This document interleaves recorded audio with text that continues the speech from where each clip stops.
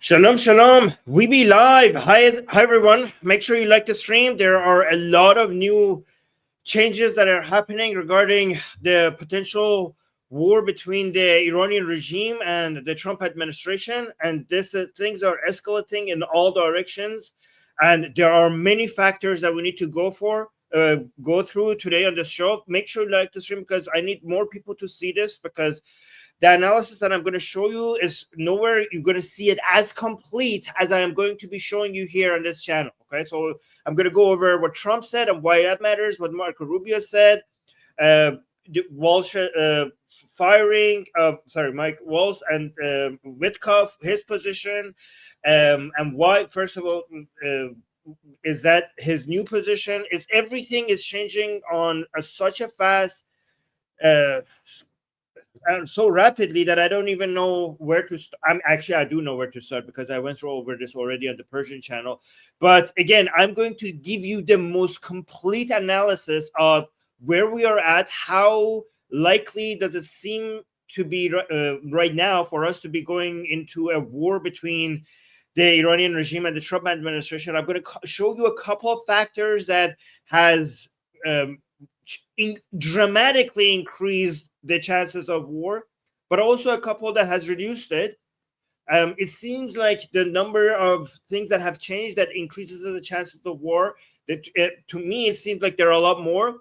Again, I'm not saying that there will be war. I'm just saying whatever the chances are, the chances now are much higher. And we'll go through it together here, you guys, and we will me and together, and also Jean is here. Jean is going to be highlighting your comments. Jean, thank you so much for being here. Jean is highlighting your comments and also starring the comments that she thinks that I'm supposed to be reading. So let me see some of your analysis. Okay, so make sure you start. How did it translate about the Houthi? Yeah, I'm gonna go over that. This is going to be a complete show. Again, what I can promise you, because I've been following this everywhere, and I can promise you no show is going to be as complete as today's show that we're going to go over almost all the factors, and it's going to be a complete show. So let's start with the man himself, Trump himself, and what he said. This was on Meet the Press, and this 2 minutes was extraordinary because it was this 2 minutes, and it started in one way and then it shifted in another direction, which is weird. In 2 minutes, Trump says something at the beginning and then changes it at the end. The reporter is also asks some very good questions at the beginning. However, she doesn't follow up with the most important question. So really good start, but then misses the actual important question that she's supposed to be asking at the end. Okay, so let's watch this together, and then we will analyze it here together, and then we will go through every single one of the main politicians, and Mike Walsh, Witkoff, Hexet, Rubio, Trump himself, and Mike Huckabee, some surprising politicians with some interesting takes from the Democratic side, right? Again, guys, please, have you liked the stream? Please make sure that you mention in the live chat that you have liked the stream so other people get encouraged to like as well. Thank you, guys. Thank you. I really need you guys to like the stream setup. And also, I will answer any super chats during the stream if there are any super chats, right? So let's watch this. Iran. Your administration has had conversations with Iran. Is the goal of these talks limiting Iran's nuclear program or total dismantlement?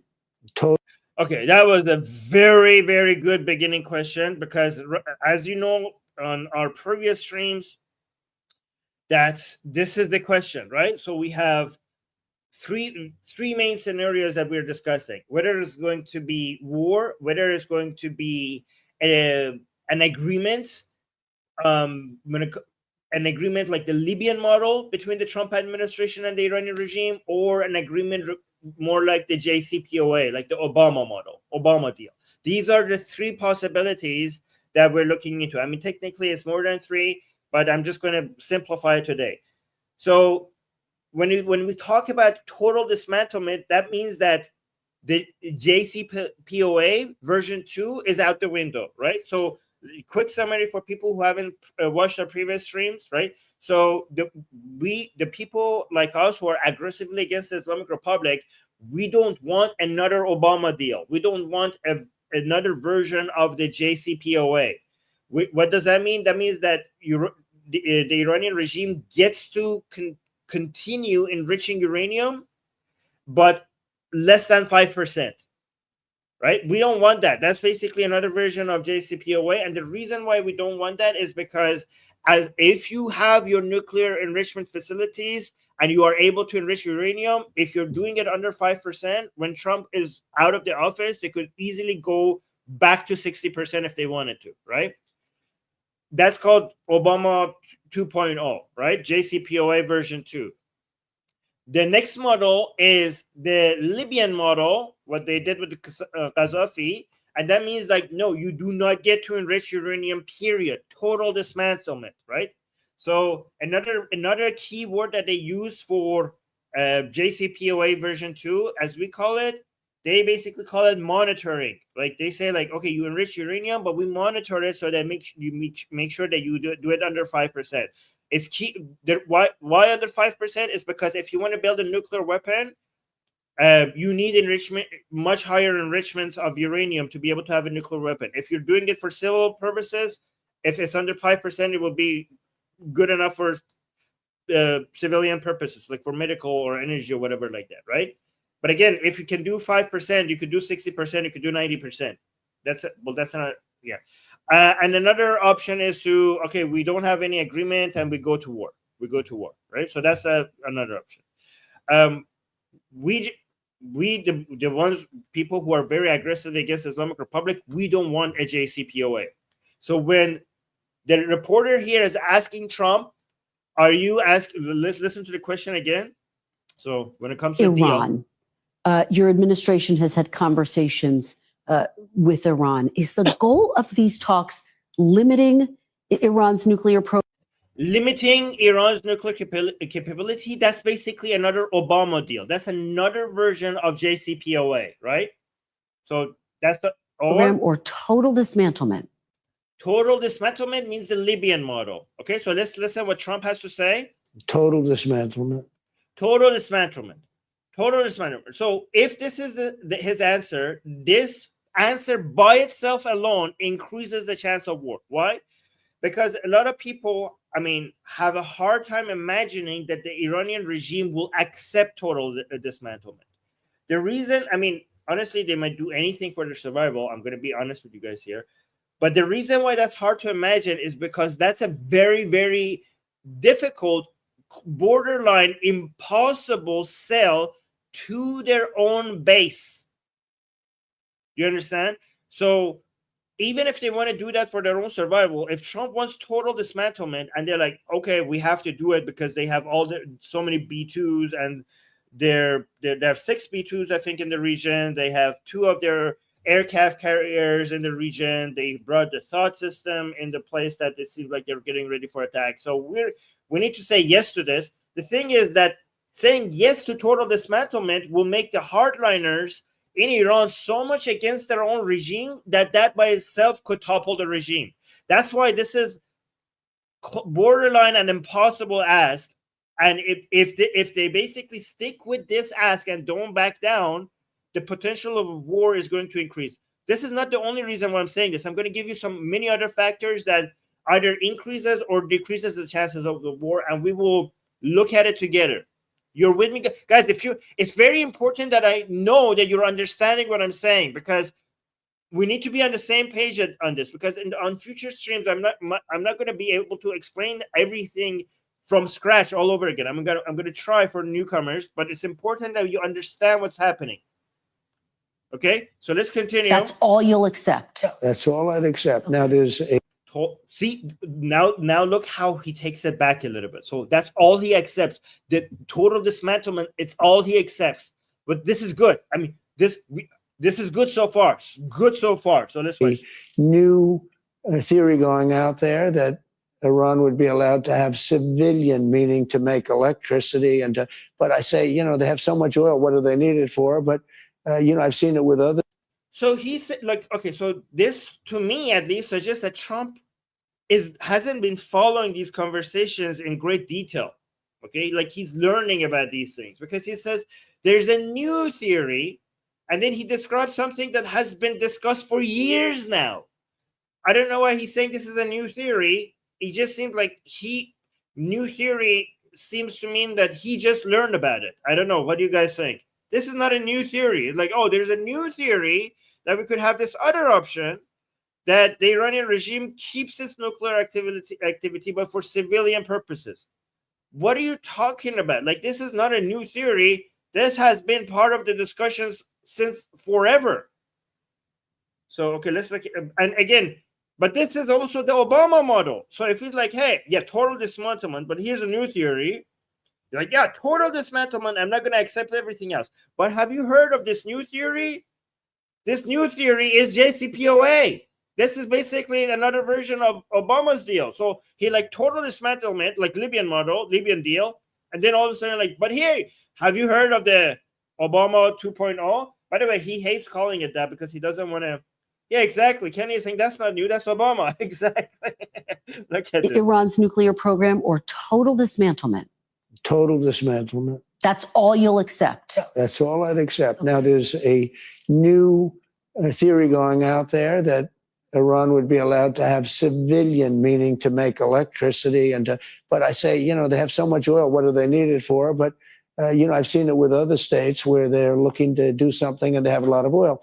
Iran has tremendous energy. I put sanctions, if you know that. I put pretty strong sanctions on 2 days ago on the oil.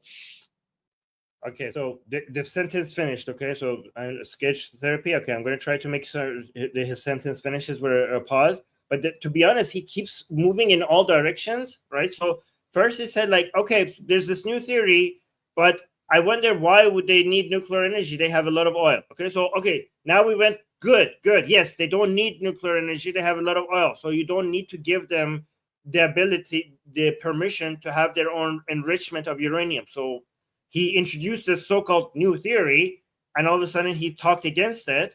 That's good. But then what he said here, okay, here. So if you know that, I put... And also, like, oh, by the way, have you heard? I put a lot of sanctions on Iran. Like, I don't know. Like, yes, everyone has heard. Like, like, have you heard about this thing I've done? Like, of course. Okay. Like, do you know about this? They're looking to do something and they have a lot of oil. Iran has tremendous energy. I put sanctions, if you know that. I put pretty strong sanctions on 2 days ago on the oil. The sad part is that if Biden didn't get involved, if we had a competent president, you would have never had the attack on Israel. October 7th would have never taken place. Hamas would have had no money because Iran was broke.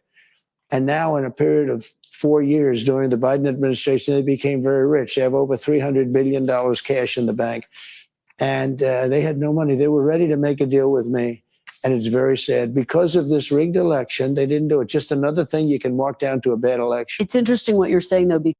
Okay, so I finished the sentence. So here's the thing. I mean, he's right about that, except the rigged part, the rigged election part. But everything else regarding the Biden administration going easy on the Iranian regime, and that's why they had a lot more money, and that's why they get to fund stuff like October 7th. And if Trump was in office, stuff like that would not happen. He's completely right about that. But he repeats it every time. Every time. I mean, I honestly, because I follow him a lot and I listen to him, especially when he talks about Iran, this is like a recording that he has, and he's not wrong. I just like every time the Iran subject comes up, he just repeats that line. Like, by the way, when I was in charge, I put a lot of sanctions on the Iranian regime. They went bankrupt. They couldn't fund terrorism. Biden came into power, and then he managed to give them a lot more money, release a lot more money to them, and that's why they could fund terrorism in the region. And he mentions that. I mean, the question is not specifically about that, but every time the topic of Iran comes up, he mentions that. That's his favorite point to make, okay? And we've all heard that. I mean, he's not wrong, okay? He's not wrong, but it's really repetitive. Because Secretary Rubio... Okay, so here's the interesting part, okay? I will show you what Rubio said. And this is the part that I hate on this journalist, okay? let me give you context. First of all, I freaking love Marco Rubio. Marco Rubio is amazing, and his positions are a lot more clear. His understanding of the situation is a lot higher, and his demand on what the Iranian regime needs to do is a lot more nuanced. Okay, so much more nuanced that our three categories that we just described doesn't really work anymore. So remember, I said that there's three categories. As one, another version of the JCPOA, meaning that the Iranian regime gets to enrich uranium, but at less than 5%. Libyan model, no enrichment, complete dismantlement, forget about even having a nuclear weapon. Option 3, war. There's an option that Marco Rubio, which I will show you the video, introduces in between the JCPOA and the Libyan model, which is very clever, which he suggests that, hey, Iran could continue having a nuclear program for civilian purposes. Just don't enrich the uranium. Just import your enrichment of uranium from other countries. Right? And that's an in-between. So you could continue having a nuclear program for civilian purposes, but no enrichment of uranium. This way, the Iranian regime gets to continue having a nuclear program, but there is no way, because we go in and destroy all their enrichment, all the centrifuges where they are enriching uranium, we completely dismantle them and destroy them.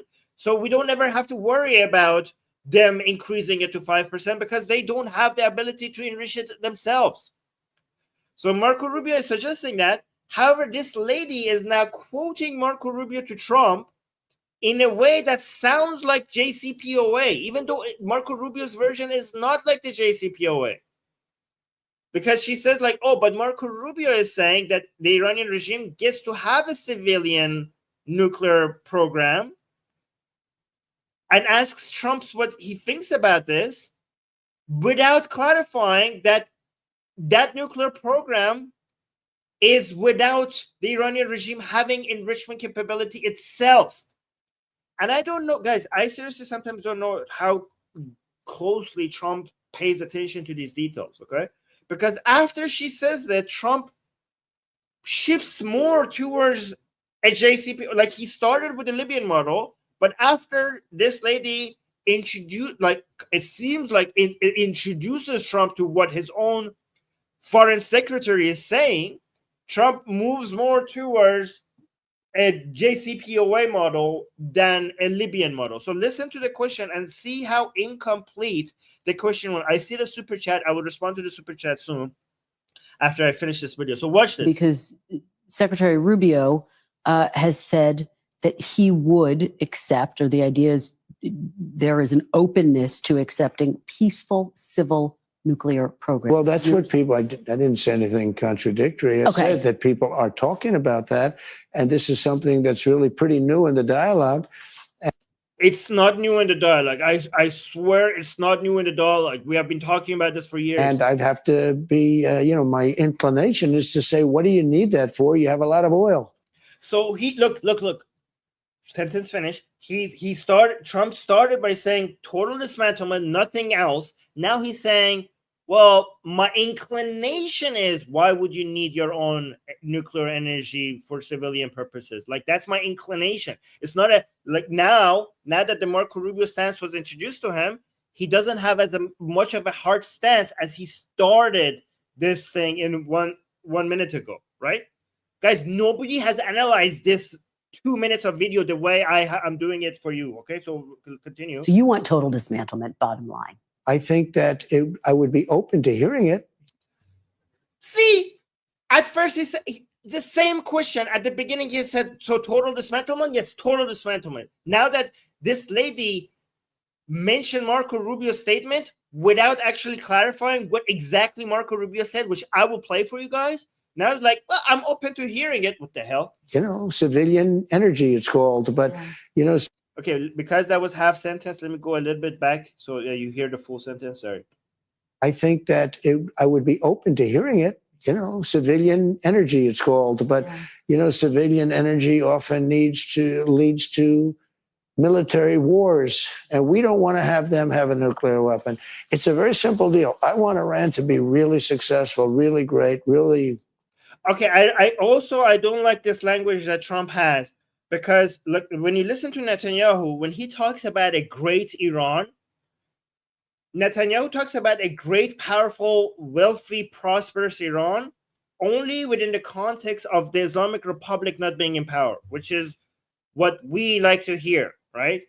But when Trump talks about wanting to see a powerful, great, prosperous Iran, he talks about that within the context of just the Islamic Republic without nuclear weapons. So you understand what I'm saying? Trump said, like, yeah, Iran could be great and we could wish the best for them as long as they have no nuclear weapons. Like, wait, so no nuclear weapons, even if it's still the Islamic Republic?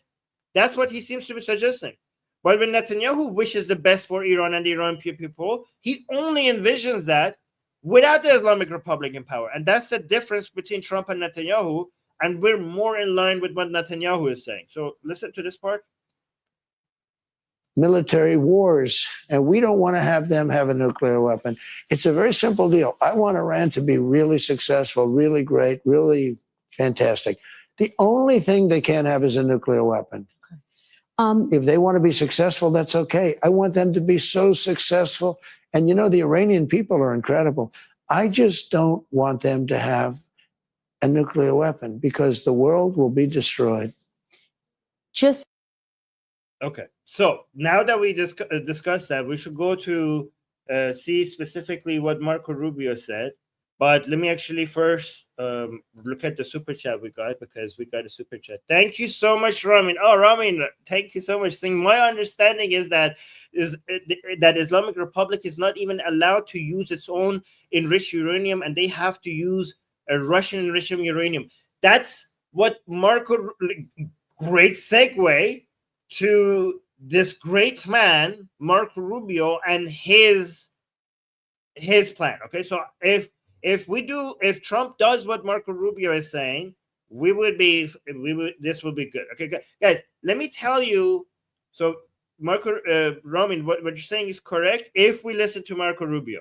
And Marco Rubio is a lot more clear. So that journalist, the thing that she should have asked, and she didn't, and this is where she failed. She started good, and then she eventually failed. She should have specifically asked, what does that mean when it comes to the Iranian regime not having a nuclear weapon? Because that could mean three things. Total dismantlement of any nuclear program, option one. You are going to make sure that they don't have a nuclear weapon because they have a nuclear program, and you are just making sure that they're enriching it under 5%. Or option three, which is the Marco Rubio model, they have a nuclear program, but there is zero enrichment, and they're just importing it from somewhere else like Russia. Okay? And the good thing about number one and number three, okay, the horrible thing about number two is that if they're saying that they don't, we are going to make sure that they don't have a nuclear bomb because we're making sure that they're enriching under 5%, is 3-something%. Okay, that's like a switch that they could just turn it back on, like it's off, and then they could easily turn it back on again when they want to. So that's a horrible model. That's one of the biggest problems with the Obama deal. But option number one and option number three is great because that would involve just getting rid of all the facilities that they have that enriches uranium. And that's a switch that cannot be turned back on again as easily. It's not impossible, but it's not as easily anymore. So either one or three, which is the Rubio model, we're good with that. And why is that for people like us who want the toppling of the Islamic Republic? Why is that a good option? Because if you go with that option, the internal fighting within the Iranian regime and the fans of the Iranian Islamic Republic, their dissent and their uprising against their own regime will be hard, because we already have the vast majority of secular, liberal-minded of Iranians against the regime. But this humiliation of accepting something so much much more than the JCPOA to the accept, and basically it's a bending of the knee. It's basically bending over to Trump, to the murderer. But they said the murderer of Qassem Soleimani. It is too much to keep the body of the Islamic Republic united, and this is going to accelerate the falling of the Islamic Republic if we get deal number 1 or deal number 3. So now let's listen to Marco Rubio, because he makes it very, not only he asks for the type of deal that we would be for, he also puts 2 other things on the table that was not even part of the discussion. So listen to this because it's amazing. Okay.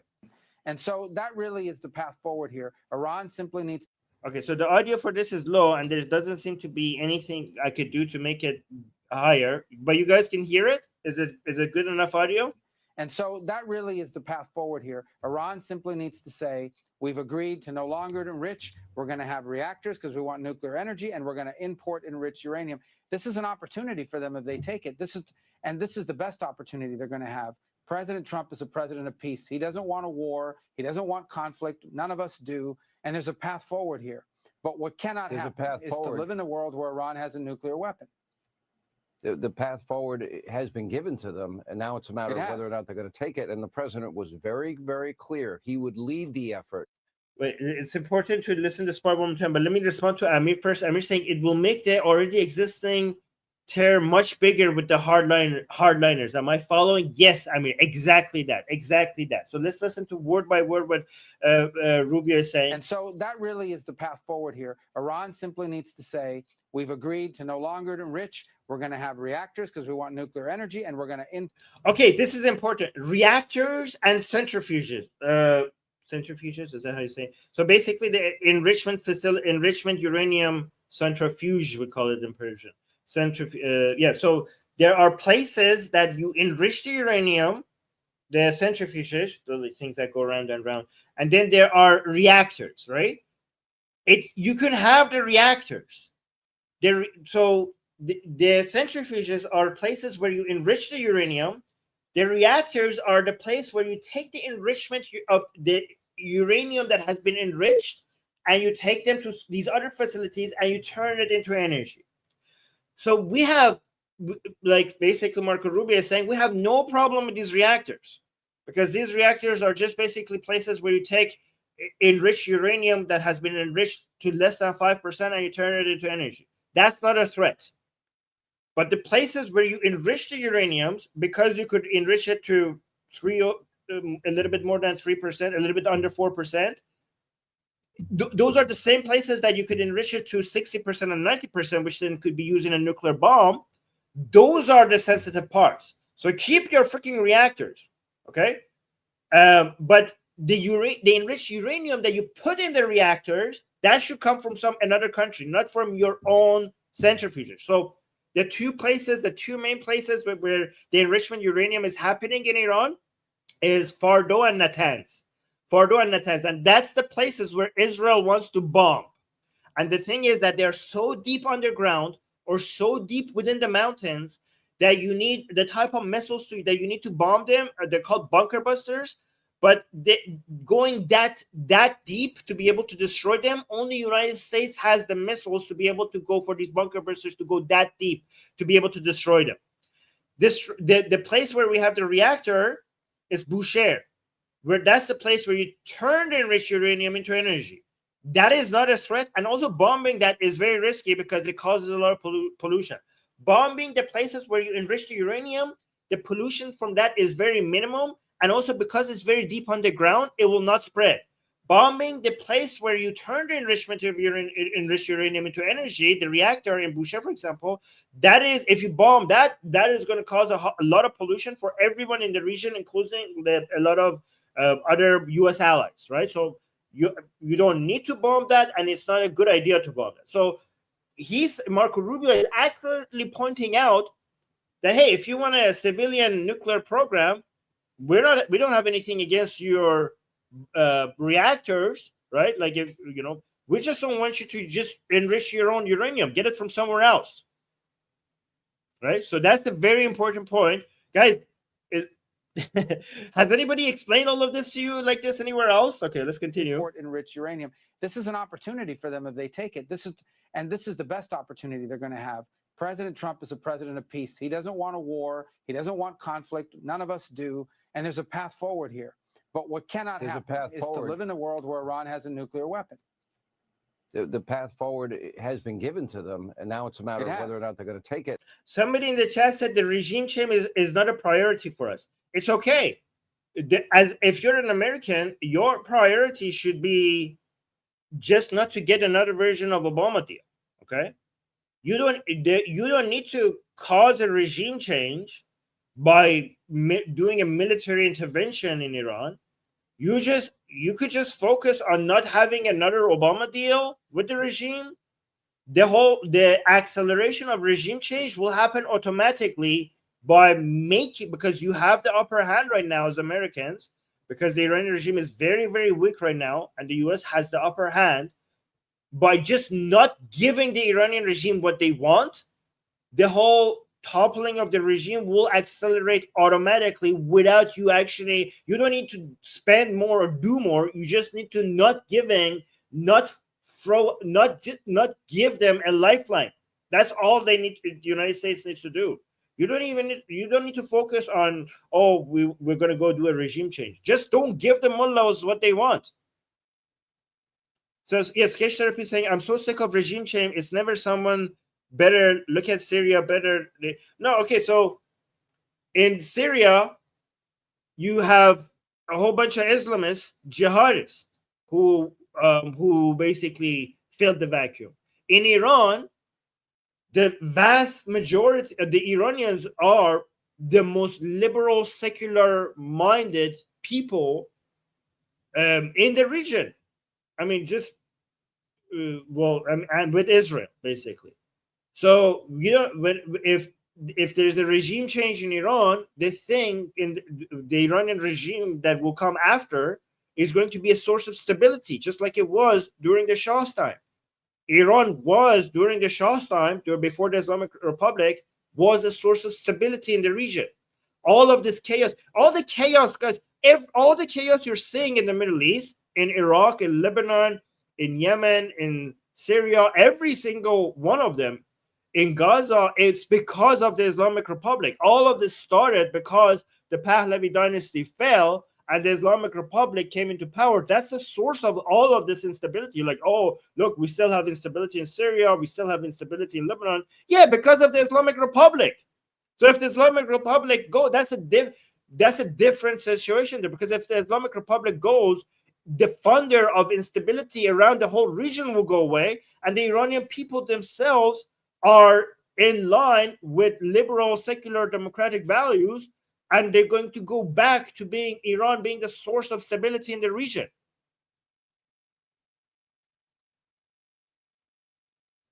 So let's continue. Has been given to them, and now it's a matter of whether or not they're going to take it. And the president was very, very clear. He would lead the effort to stop them from ever achieving that nuclear weapon. And that would mean that statement was obvious in terms of that he would use military force to destroy those facilities. We have the capacity, obviously, to do it. But back to this question, would we need American inspectors and American scientists to shut it down? And would that have to be part of the deal? And anywhere, any place, anytime, American inspectors, would they have to? That's a very important question, okay? Because we cannot rely on other inspectors. I mean, we could have them, but one of the problems with the Obama deal, the JCPOA, was we couldn't allow Americans then for them to check. Right. And also the places that they checked was very limited. There's like, the JCPOA, Obama's deal was like, okay, we're going to send observers to make sure that the enrichment of uranium in Iran is below a certain level. But these are the only sites that we could check. And we're just going to trust that the Iranian regime is not enriching uranium in other places. I mean, why not? It's the Islamic Republic. I'm sure we could just trust them. And then when the IAEA came and says like, the Iranian regime has been abiding by the JCPOA terms, in the places that you're checking. And then surprise, surprise, it eventually came out. We got evidence that, oh yeah, they were actually enriching uranium for nuclear weapon purposes in other places. Secretly. So if one of the weaknesses of this deal is, first of all, that the Americans themselves couldn't go check, and two, it was limited to only a few sites that they could be observing, which is insane.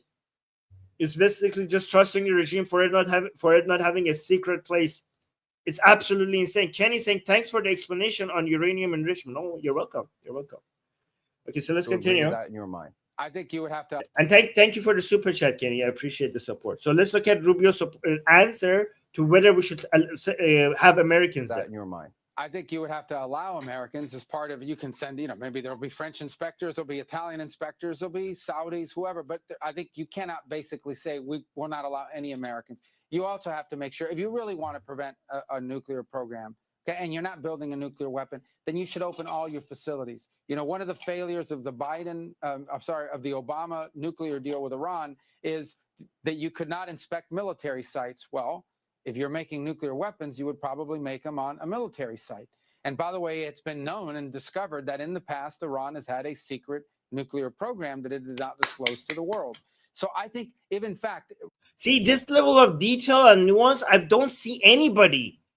Like this man is an expert in this, right? Like Witkoff, Mike Walsh, who else? Hexet, none of them. Trump himself, nobody understands the situation with this much detail compared to Marco Rubio. I mean, one credit that we could give Trump is like great choice when it comes to foreign secretary, like amazing. And now he also got another job, which is basically got Mike Walsh's job, which is now the White House's military advisor, which is a very high position as well. So he just got that job as well. Again, Marco Rubio knows his stuff. Again, like if he becomes the president, it's freaking amazing. So let's finish this. Iran likes to say they're not interested in nuclear weapons. They like to say all they want is peaceful nuclear energy. Then they should not be afraid of inspections. By the way, so I forgot to mention something. If Americans get to enter Iran and inspect everywhere, including military facilities, if that's part of the deal, I'm not saying it's impossible, but it's impossible for me to imagine the Iranian regime accepting that. That's a level of humiliation that it's so hard to believe. I mean, anything is possible because they want to survive. But because first of all, if Americans on Iranian soil have access to every site that they want, and without a moment's notice to go and basically inspect military facilities, that is basically the end of the ideology of the Islamic Republic, the whole anti-Western, anti-Americanism. That is basically all the ideals and principles of the Islamic Revolution of 1979 out the window. Because, not just our nuclear facilities, we under Trump's administration, under not just any American government, the American government with Trump who killed Qassem Soleimani, under that we have submitted to America to basically send its own people to our land to basically at any moment go into any military facility and observe what we're doing. That means basically no secrecy of the Iranian regime's military. They could use that for gathering a whole bunch of other information, not just looking for enrichment of uranium. That is like a sign of absolute surrender. So if this is what they want, I don't think they're going to get it from the Iranian regime. And that's another reason why the chances of war has escalated. Yeah. So let's continue. Of any kind, including Americans. And look, there's a win here for Iran. Okay, they can actually have real economic development, have real investment in their country, but they have to walk away from sponsoring terrorists. They have to walk away from helping the Houthis. They have to walk away from building. Oh, wait. This is important.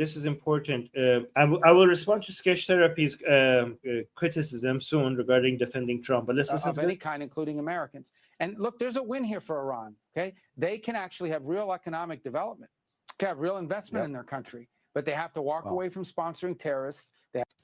Look at the asks have been added. So, guys, we were happy with Hexet and Mike Walsh because they wanted total dismantlement. But something that we notice is that the idea of adding more, so there's three elements that we could basically, the United States could ask to have as the terms of, as the conditions of an agreement. And we noticed that two of them were missing. So one of them was regarding nuclear enrichment of uranium, but the two other things was how the missiles of the Iranian regime, how high range they are, and whether the ask is going to be for the Iranian regime to limit that, and also whether it's going to be part of the terms for the Iranian regime not to sponsor any of its proxies, meaning that terrorism in the region. Because Trump's own criticism for Obama's deal was that these were not part of the terms. These were not part of the conditions. That, you know, the idea of like, no, the Iranian regime should stop funding terror, and also no missiles beyond a certain range. But when Trump came into power, he seems to suggest like, you know, we don't want anything else other than the Iranian regime not having a nuclear weapon, meaning that the two other things have been removed from the talks, the two other asks regarding funding terror and having certain missiles. However, we got pleasantly surprised when we saw Marco Rubio here just put them back on the table. So the asks are increasing. Like if you listen to Marco Rubio, the asks are a lot more. It's not just nuclear. The requirements on stop it, you know, look at this. They have real economic development, can have real investment in their country, but they have to walk away from sponsoring terrorists. They have to walk away from helping the Houthis. They have to walk away from building long-range missiles that have building long-range missiles. Okay, these are higher asks. No purpose to exist other than having nuclear weapons, and they have to walk away from enrichment. These are not unreasonable requests. There are countries all over the world that have nuclear energy and don't enrich and don't have long-range missiles and don't sponsor terrorism. That path is there for them. It's the path of peace. And frankly, I pray and hope, and we'll do everything we can to convince them that they should take it. I have the same. Right. So let me actually respond to Sketch Therapy. Sketch Therapy thing, am I being critical? I thought I was adding perspective. Oh, no, where is that other thing that was here? Okay. Yeah, it's okay to be critical. I welcome you being critical. Sketch Therapy saying Trump won't go into detail. The news uses Trump for their narrative, so he uses them back, evades specifics, and inserts his narrative. Atheist Republic, know this when you see Trump speak. Okay, I've been following Trump since I was a kid, before he even entered politics. Okay, because I was interested in finance and business, I used to watch his shows. You know, so you know, I used to watch The Apprentice, and you know, he doesn't feel like he needs to know the details that much. Okay, so he just lets people fight it out. He just takes a vague position and he doesn't get into details, and that has worked well for him, because by being vague, he doesn't even bother that much to really understand the details that much, because he's doing so many other things as well. And I don't, you know, but by being vague, if something goes wrong, then he doesn't have to take responsibility for it. He allows the people that work under him to get specific. So if the specific plan didn't work, then, well, I wasn't taking that position, right? So that is absolutely a strategy, right? But at the same time, when journalists are in front of him, if the journalists get into specifics, he does get into specifics. You know, like, and sometimes he doesn't have a position until a journalist really push, like, in a good way. Instead of, like, the journalists that know how to speak to Trump, they ask him for something specific without acting like they're being critical of him. And if you do that, right on the spot there, he decides the specific. Like, he comes up with specifics that he had not decided upon that point. I've noticed this of him many times, right? So again, if you want more specifics from Trump, it's journalists that speak, and he talks a lot to journalists. So I don't know why many journalists haven't learned that yet. Sketch Therapy is saying Marco is the specific guy. Yeah, exactly. Yeah, I know. So if, for example, we don't like, if Trump's team decides that, you know what, we could go with the JCPOA version, and we were like, but Marco said this. I'm like, well, that was Marco. That wasn't me. Okay.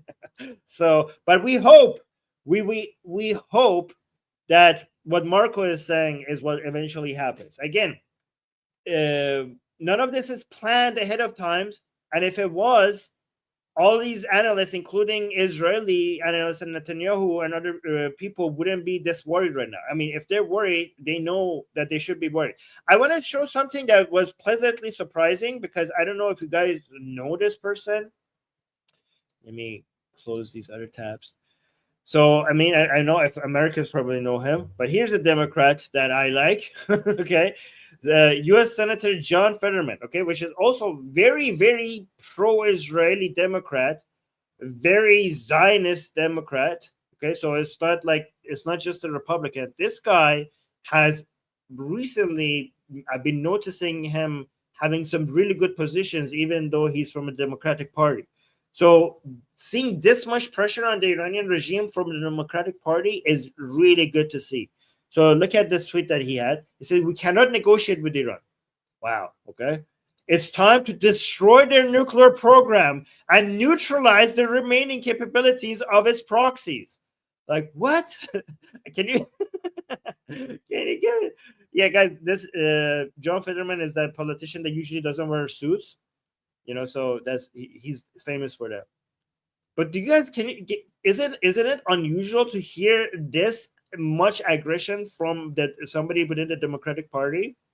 Yeah, Ricky's saying Federman is a really honest for a politician. Yeah, based. And then he continues, "I remain steadfast with Israel.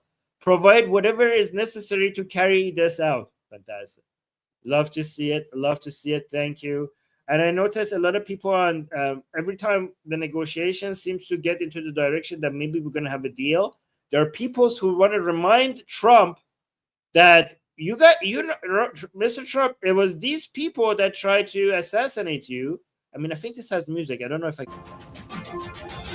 Oh, yeah, it has music. So let me just play it with that music. Like, they made this with AI. Like, this is the Iranian the Iranian regime people made this from IRGC, promising that this is what they're going to do to Trump. Like, this is an Iranian regime assassin. So Iran threatens to kill President Trump. They have made this. And look, this is an IRGC. This is Hajizadeh. This is Amir Ali Hajizadeh. This is one of the highest officials from the IRGC.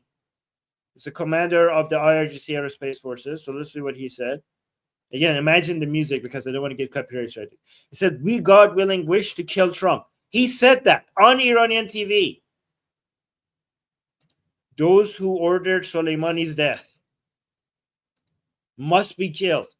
That's what he said. Again, YouTube, we're saying this for educational purposes. This is the news. We're not advocating for anyone's assassination. And then also Mujtaba Zahiri, Iranian member of parliament, he would not hesitate to kill. Okay, so it basically goes, and also they now made an AI. Hossein Shariat Madari, which is a regime mouthpiece. What did he say? He said state-controlled Iranian newspaper calls for firing bullets into Trump's empty skull. Again, these are the positions of the Iranian regime. Iranian asset charged in plot to assassinate Trump. Yeah. we are after U.S. officials. This is Hajizadeh. I mean, it's really hard to get higher than this within the IRGC. Saying we will eventually hunt them down. Iran tried to kill President Trump. Iranian regime, that is. Don't let the media fool you. Yeah, I mean, you're negotiating with people who try to kill your president. Iran regime is America's enemy. Exactly. Good. This is a good, quick message, but with a lot of music that I couldn't show. All right, let's go. So let me show you some other things, which was very interesting. So Washington Post. So I don't know if you guys noticed.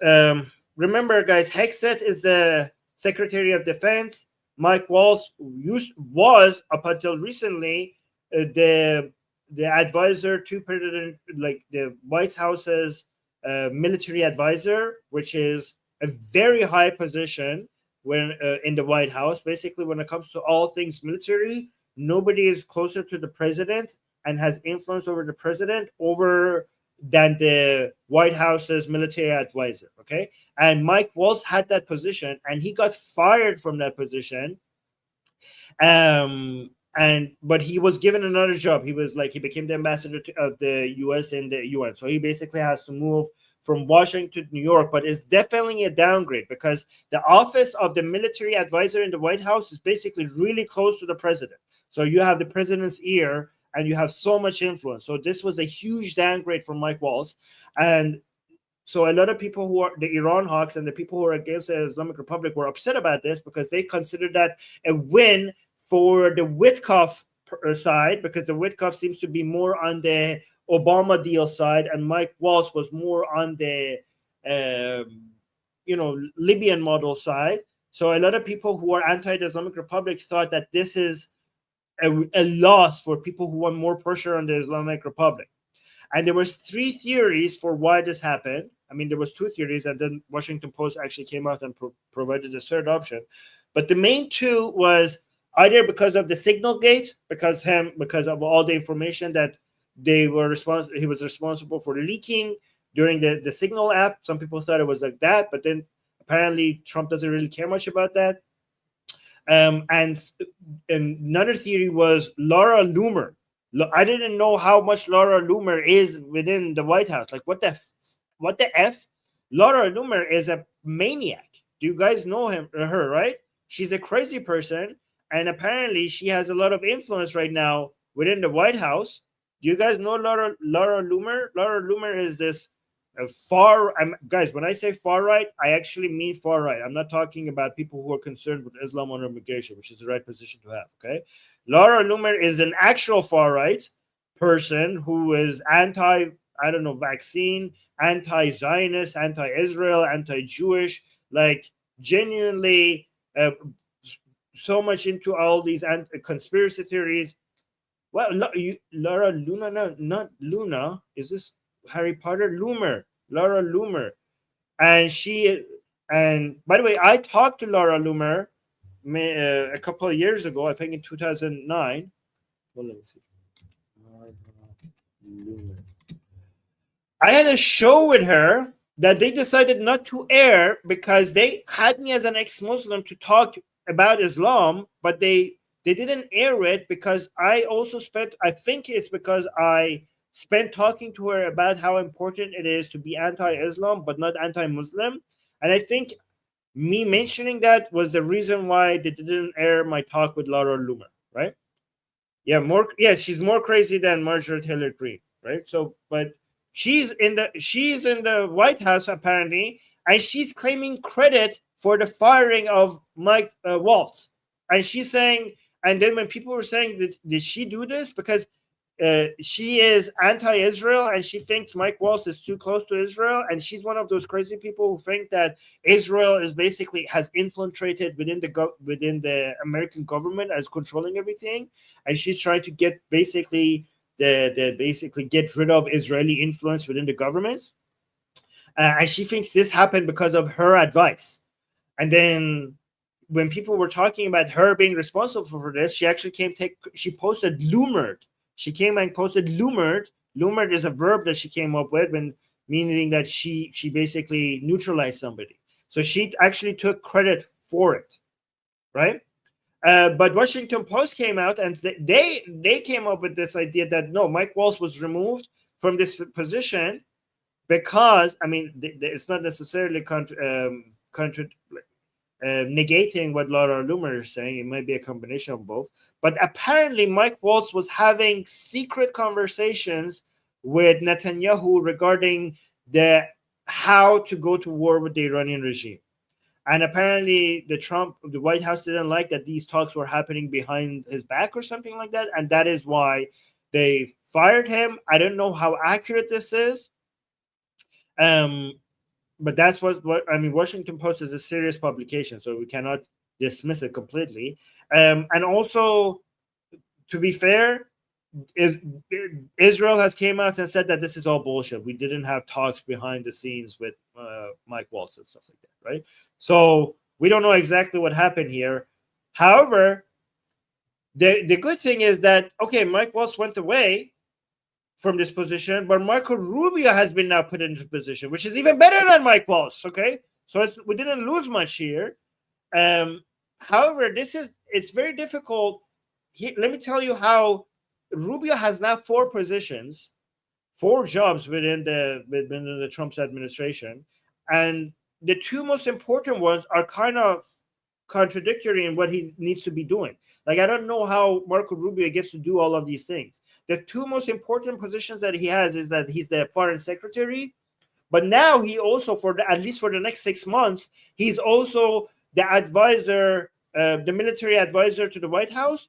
But the nature of these 2 jobs are, the demand of these 2 jobs are against each other, because the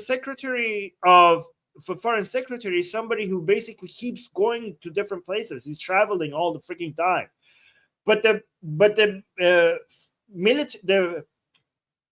White House military advisor is the person who sits in the freaking White House next to the president, is there and available to talk. So it's very difficult to see how Marco Rubio is going to be doing these 2 jobs at the same time, right?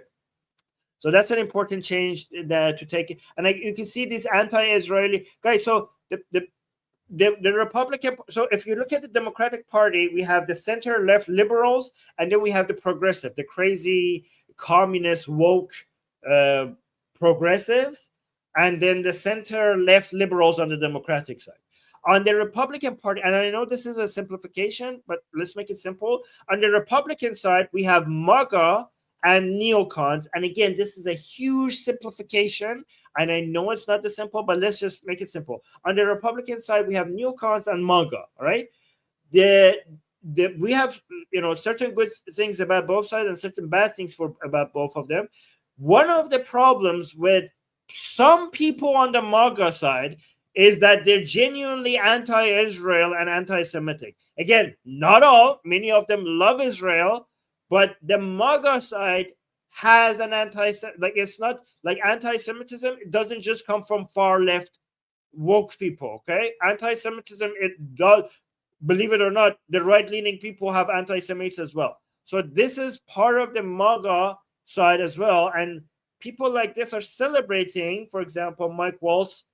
So look at it, saying Trump finally put America first over Israel, firing Mike Walsh for working with Israel behind his back on the plan to bomb Iran. Yeah, Sketch is saying, you mean groypers? Most MAGA hate groypers. I mean, most MAGA is not anti-Semitic, but MAGA itself has some people like that. Some of them are like that, okay? But a lot of people, let me see, it has music. Oh yeah, this has music, okay? So I just wanted to show you some of that. Okay, so no, I'm not going to show you that because it's too much detail.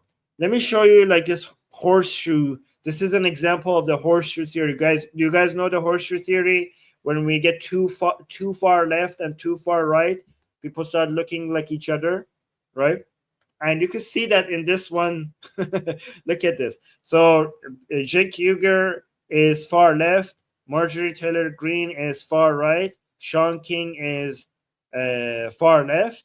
And you can see when it comes to isolationism, one of the things that, so the reason why they call it the horseshoe is because like a horseshoe, they come merge together once they get too far on the other side, right? So one of the things that the far left and far right have in common is isolationism. Sketch therapy saying the anti-Semitic in MAGA are known as groypers and they are loud vocal minority. We talking 10% or less. Yeah, I know. I said the minority. I completely agree. It's a minority, but it's a loud minority. So, but you can see the isolationist attitude that these people have. So, and they're agreeing with each other. Look at this. Cenk Uygur is saying, obviously, I agree most of what Marjorie Taylor Greene has to say, but left wing and right wing populists. Okay, so they say populist. Populist for them is a better, like it's a more acceptable way to call far. Far, like we say far right and far left. But Cenk Uygur tries to use the word populist, which he's not using quite accurately. But some people call it progressive left, but he's calling it, because he wants to use the same term for the right and the left, he calls it populist right and populist right. But he's saying, but the left wing and right wing populists should unite on one thing: no more wars. And definitely no war with Iran. It's not our business. Let Israel and Saudi Arabia deal with it. Why not? Why do we have to fight their wars for them?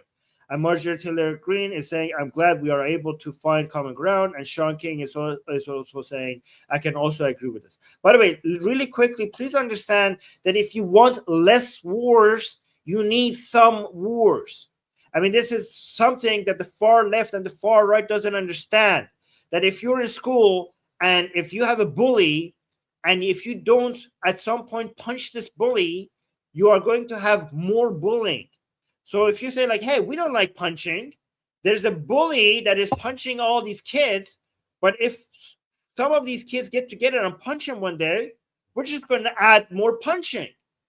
I'm like, no, you idiot. You're going to be adding more punching for a temporary time, but it's just going to show to the bully that he cannot just go around and punch everybody.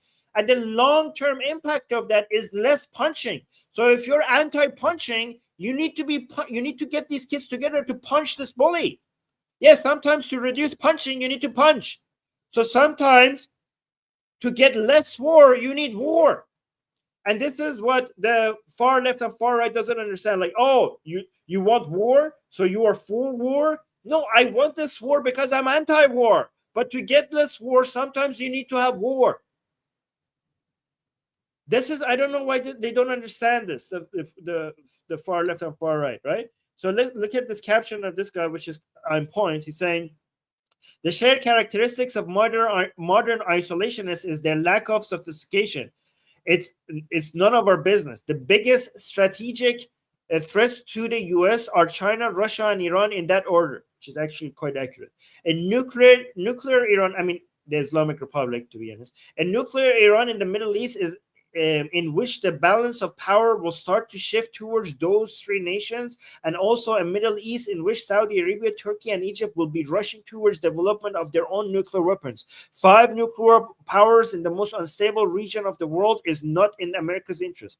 Iran has been diminished. Iran has been diminished thanks to Israel's successful efforts against Hamas and Hezbollah, which caused regime change in Iran, but it still remains a threat to vital U.S. interests in the region. It is absolutely our business. Yeah, and two things I want to add so people understand why Americans, it makes sense for America to be involved, is America's army is the only guarantor of world trade, of stable world trade, which is basically our entire economic system has been built upon.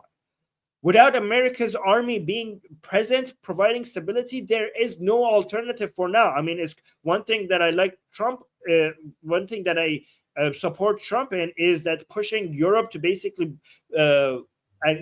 Europe and Australia and South Korea and Japan to keep spending more on the military, so this burden is lifted off of the shoulders of American taxpayer. That makes a lot of sense. But for now, the entire world's economy, it depends on the global security, global economy, including Americans' economy, depends on the global security that the U.S. military is providing.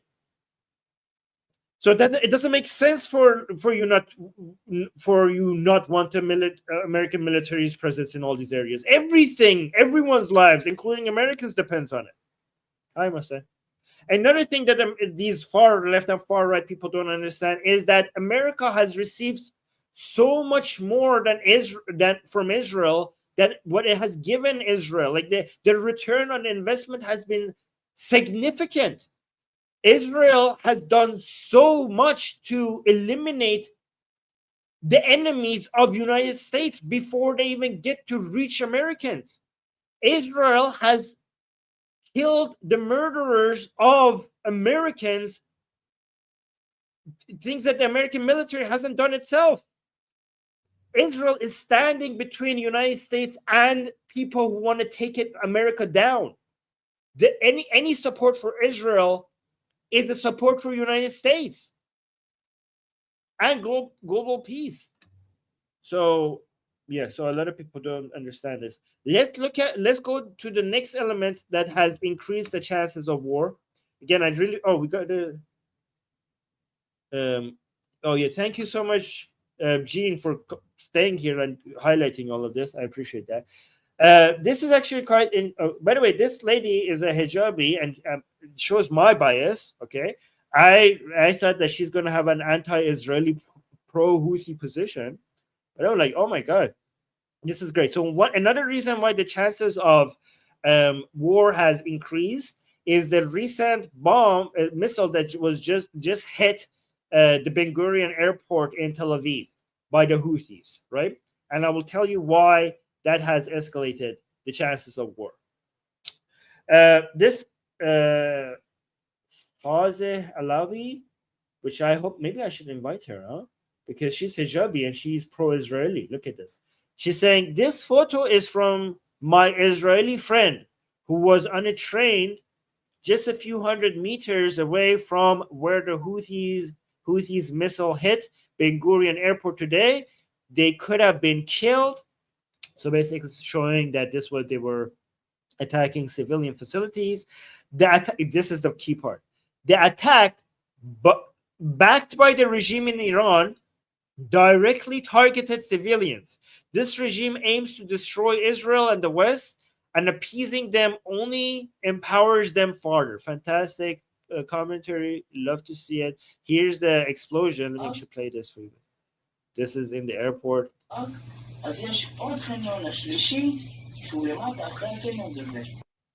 can see that. Okay, let's see more from this event, and I will tell you why people are using this to, get more pressure on the Iranian regime, and including people like Netanyahu is using this as well. Guys, please make sure you like the stream. More people need to see the stream. Nobody is analyzing this event, everything that I'm talking about, the situation between Trump administration, Israel, and the Iranian regime with this level of detail. Okay, I think you can see a lot of people in the live chat are saying that they're learning a lot. Okay, so please, if you think this is helpful, like the stream so that more people end up seeing this. So Natalie saying insane footage of Houthis in Yemen striking the ground with a missile at the airport in Tel Aviv this morning, hitting it close by. A miracle no one was killed. The ballistic missile was provided by their masters in Iran. Israel, a tiny country the size of Wales, give or take, is surrounded by enemies and is attacked daily one way or another. So watch this, because this is the closest one that you can see. Let's watch this.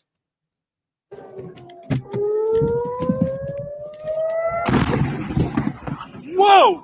Whoa! Whoa! Whoa, it's a boom! Whoa! Yo! Yo!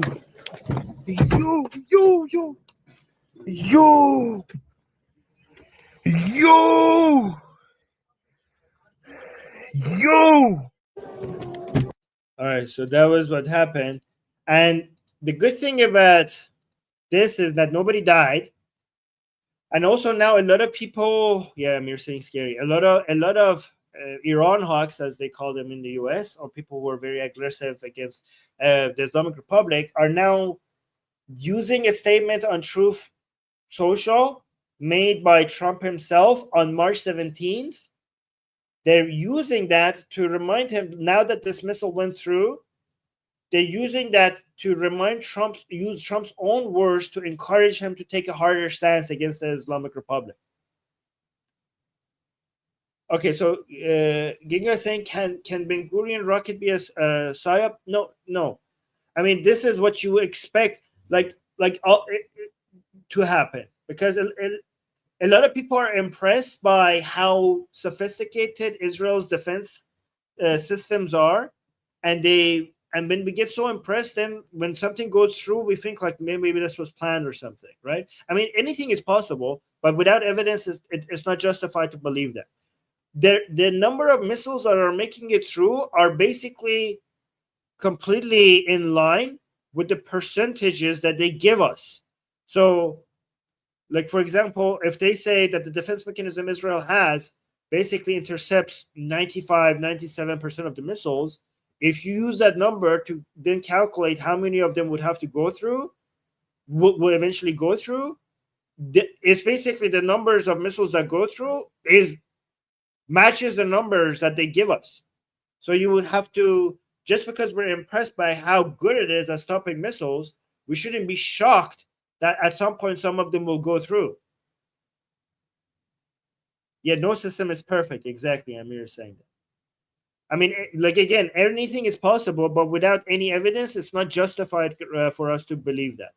Also, we're talking about a democratic government that is, the informations like this, if you look at the history of intelligence operations and intelligence institution of countries, these things are almost impossible to keep hidden for a long time.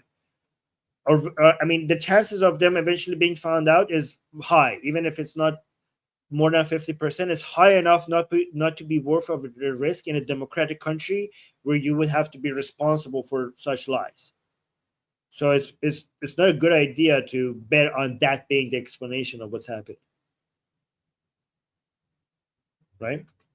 So let's see what Trump has said that they're using that. Actually, I don't need to read it because the White House's where is it? White House's own. Okay, let me actually get a beautiful face to explain that and read this out for us instead of me reading it. Because when that came out, the White House's speaker, she basically read it out herself. So this is what Trump said back then. So let's listen to it. I would defer you to what the president put out this morning, John, where he said very clearly, I will read it, "Let nobody be fooled. The hundreds of attacks being made by Houthi, the sinister mobsters and thugs based in Yemen, who are hated by the Yemeni people, are all created by Iran. Any further attack or retaliation by the Houthis will be met with great force, and there is no guarantee that the force will stop there.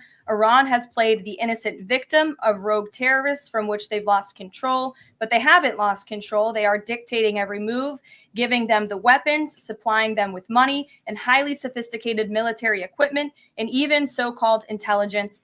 Every shot fired by the Houthis will be looked upon from this point forward as being a shot fired from the weapons and leadership of Iran. And Iran will be held responsible and suffer the consequences, and those consequences will be dire." That is a statement from the President of the United States just moments ago. I have nothing additional to share, but our message to Iran is you better take this president seriously.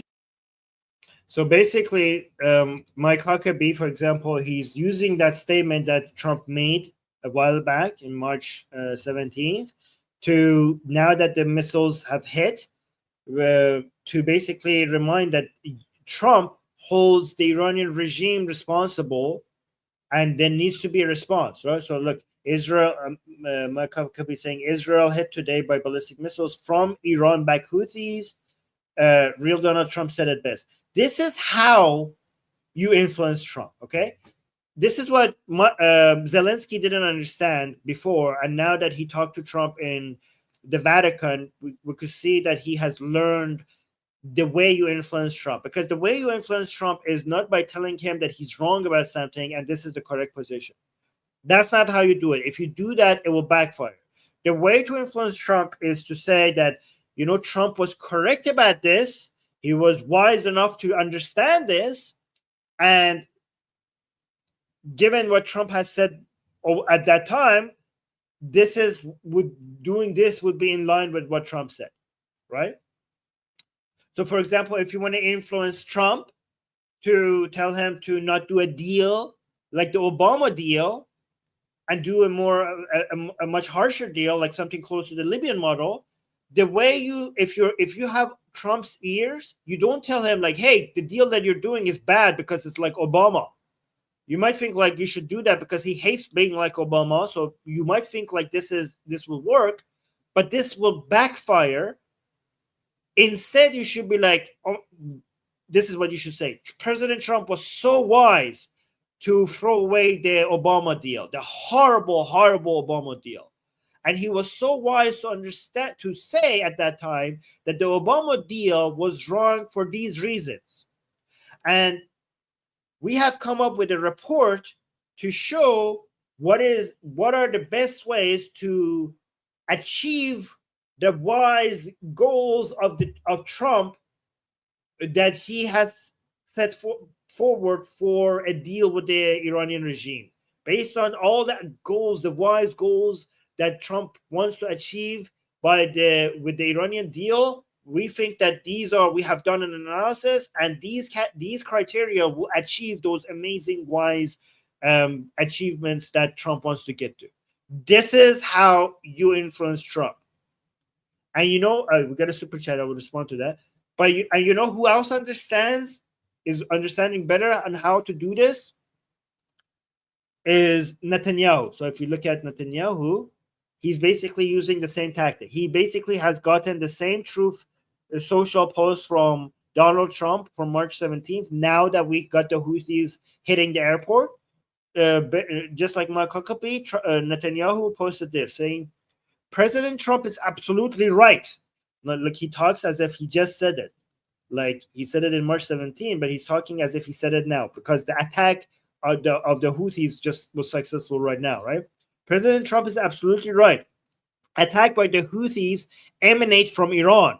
Israel will respond to the Houthis' attack against our main airport and at the time and place of our choosing to their Iranian terror masters. Okay, so the reason why this is important for Netanyahu is because a lot of people were wondering if the United States and the Iranian regime come to an agreement, is it going to be difficult for Israel to attack the Iranian regime on its own? Because a deal between the United States and the Iranian regime would mean that United States will not be attacking the Iranian regime. But would that necessarily stop the Israelis from attacking the Iranian regime? The problem with that is like, well, no, the deal, like some people are like, well, no, that's the deal between Trump administration and the Iranian regime. Why would it stop Netanyahu from attacking Iran? Well, the issue is that if the Israelis attack the Iranian regime, it might come off as Trump was trying to bring peace in that region, and the Israelis are trying to ruin Trump's plan and even drag the United States into a war that they don't want and the Israelis want. So the reason why this post by Netanyahu is very smart is because it basically says like, look, we're being attacked by the Iranian regime. I'm not saying that. Trump said that. So basically Israel wants to make sure that this is there so that if they eventually attack the Iranian regime, people don't say that this is an anti-Trump position because Trump signed a peace agreement and the Israelis are ruining it. Israel by making this post, Israel is saying we have enough excuse. Any country that is being attacked obviously needs to respond to that attack, regardless of whatever the deal Americans have with the Iranian regime. We are being attacked by Iranians, and we're not saying that we are being attacked by Iranians. Trump has made it clear that an attack from the Houthis is an attack from Iran. So how could you expect the Israelis not to respond to an attack by the Iranian regime? So this is a very intelligent post, very smart post, very masterfully crafted. and basically nobody could basically tell Israel to stand down because Trump has a deal with the Iranian regime, because they're being attacked by their proxies. Also, there was a billboard in Tehran, in Palestine Square in Iran, that a lot of anti-Iranian regime analysts are using to basically show that that the Houthis attack on Israel is basically the Iranian regime's attack on Israel, and that we need a stronger stance. So this was a billboard. Look at this, is the billboard in Tehran, in Palestine Square. So they're basically all these targets in Israel. They're making it look like one of those daggers that the Houthis carry with them, right? So Reza Behruz here saying propaganda billboard erected in Tehran's Palestine Square, formerly Palace Square. Yeah, so it had a different name before the Islamic Republic. But so, yeah, erected in Tehran by the Islamic Republic's regime in Iran, essentially taking responsibility for Ansarullah attack on Tel Aviv. Guys, so Ansarullah is the name that the Houthis give to their party in Yemen. So they call themselves Ansarullah. So it's basically the Houthi attack on Tel Aviv's Ben Gurion International Airport. The billboard says in Persian and in Hebrew. So they also made sure that they write it in Hebrew so that the Israelis understand this. The billboard says in Persian and in Hebrew, all targets are in reach. For now, Yemeni missiles. So basically saying that we could anywhere in Israel, we could hit anywhere in Israel. And for now, we're using Yemeni missiles. So basically saying that the Yemeni missiles are our missiles, and we are using these missiles for now, meaning that in the future, we could use basically our own missiles of the Iranian regime. This is absolutely taking credit for the attacks on Israel. So, and it's insane for people to say, like, the fact that Israel, for Israel not to attack Iran because they're being attacked by the Iranian regime, like, it's an insane ask for Israel not to respond in kind. And also you can see some other people, many people were basically showing this banner with the same analysis. So, for example, Jason here is saying, new banner in Palestine Square in Tehran, Iran promoting the Houthis' attack on Israel today. Israel now has the correct address to deliver its response in kind. It's long overdue to pierce the veil of the Iranian regime's plausible deniability. Khamenei for too long has sat comfortably in Tehran while the region burns from his proxies and partners. Right? Okay, so let's go to the next reason. And again, it's not just this tweet. There's something specific about this tweet that I don't know, tweet or post or whatever, that increased the chances of a war by a lot. Again, I'm not saying that there will necessarily be a war, but the chances of it has dramatically increased. And here's another reason why this was so massive. This is so, and it's not just the nature of this tweet. Okay, let me actually like and retweet this. Okay. Oh, and follow. Why am I not following this guy? Okay, this is Secretary of Defense Pete Hegseth, and it's true. Like, let me read this. I will read this to you. But this is the most aggressive stance, military stance that has ever been taken from any government in the United States towards the Iranian regime. Like, but it's not just that. There's something else specific about this that I will tell you why it makes it even much bigger of a deal. Let me know in the live chat if anybody knows what I'm going to talk about. Oh, I also got a new super chat. I've got two new super chats. I will read them both after I explain this. Okay. I hope I will remember that. Okay. So, Secretary of Defense Pete Hegseth is saying, message to Iran. We see your lethal support to the Houthis. We know exactly what you are doing. You know very well what the U.S. military is capable of, and you were warned. You will pay the consequence at the time and place of our choosing. This is not an if anymore. This is a promise. We have never seen a statement to this level promising a military response to the Iranian, directly to the Iranian regime. But it's not just that how aggressive this is from the Secretary of Defense of the United States. There's something else about it that made this a much bigger deal. Does anybody know what I'm about to talk about? Anybody know what I'm about to talk about? Chuck is saying, I love it. And IRGC, I can't take this guy seriously, though. Doesn't matter. It doesn't matter. It's the Secretary of Defense appointed by Trump. It's a taboo-breaking post. Okay, so I don't see anybody knowing what I'm about to talk about. So, okay, so this is crazy. So I have to give you some context, right? So some people on Trump's team that is more in line with what we want is the things at least when it comes to the aggression against the Islamic Republic. Pete Hegseth, Mike Walsh, Marco Rubio, great. One person that we don't like, which is actually in charge of the negotiations, is Steve Witkoff. And he has had many times he had posted things and said things that seems to be the guy that Trump has put in charge of the negotiations with the Iranian regime. His position seems to be more closely to another version of Obama's deal, another JCPOA, right? Basically, just a reduction in enrichment of uranium. That's why we don't like him. We don't like this Trump appointee because he seems to be much more in line with what the Iranian regime wants itself. Okay. However, what he did, if you go to Steve Witkoff's account, if you scroll down a little bit, and he doesn't tweet much, okay? But if you just scroll down a little bit, look, he retweeted this. No, Witkoff is not fired. No, you're thinking about Mike Walsh.